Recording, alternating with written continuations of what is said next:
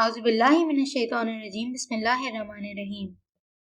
حضرت طلحہ بن عبید اللہ رضی اللہ عنہ کا سختیاں برداشت کرنا۔ حضرت ابراہیم بن محمد بن طلحہ کہتے ہیں کہ حضرت طلحہ بن عبید اللہ رضی اللہ عنہ نے مجھے بتایا کہ میں بصری کے بازار اور میلے میں موجود تھا تو وہاں ایک پادری اپنے گھر کے بالا خانے میں رہتا تھا۔ اس نے کہا کہ اس بازار اور میلے والوں سے پوچھو کہ کیا ان میں کوئی حرم کا رہنے والا ہے؟ میں نے کہا ہاں میں ہوں۔ اس نے پوچھا کہ کیا احمد صلی اللہ علیہ وآلہ وسلم کا ظہور ہو گیا ہے؟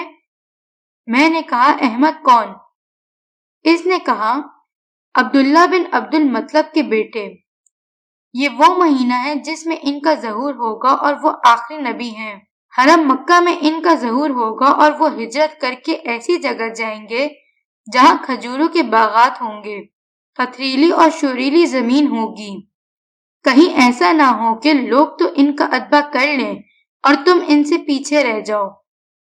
حضرت طلحہ فرماتے ہیں کہ اس کی بات میرے دل کو لگی اور میں وہاں سے تیزی سے چلا اور مکہ پہنچ گیا اور میں نے پوچھا کیا کوئی نئی بات پیش آئی ہے؟ انہوں نے کہا ہاں، محمد بن عبداللہ صلی اللہ علیہ وآلہ وسلم جو امین کے لقب سے مشہور ہیں، انہوں نے نبوت کا دعویٰ کیا ہے اور ابن ابی قحافہ نے ان کا اتباع کیا ہے۔ چنانچہ میں حضرت ابو بکر رضی اللہ عنہ کے پاس گیا اور میں نے کہا کیا آپ نے اس آدمی کا اتباع کر لیا ہے؟ انہوں نے کہا ہاں، تم بھی ان کی خدمت میں جاؤ اور ان کا اتباع کر لو کیونکہ وہ حق کی دعوت دیتے ہیں۔ حضرت طلحہ نے حضرت ابو بکر کو اس پادری کی بات بتائی۔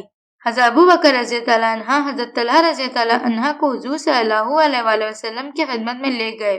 وہاں حضرت طلحہ مسلمان ہو گئے۔ جب حضرت طلحہ مسلمان ہو کر وہاں سے نکلے تو راستے میں لوگوں نے حضرت طلحہ کو پکڑ کر ان کے ہاتھ گردن کے ساتھ باندھ دیے اور لوگوں نے ان کو بہت برا بھلا کہا اور ان کو بہت سی تکلیفیں بھی دیں۔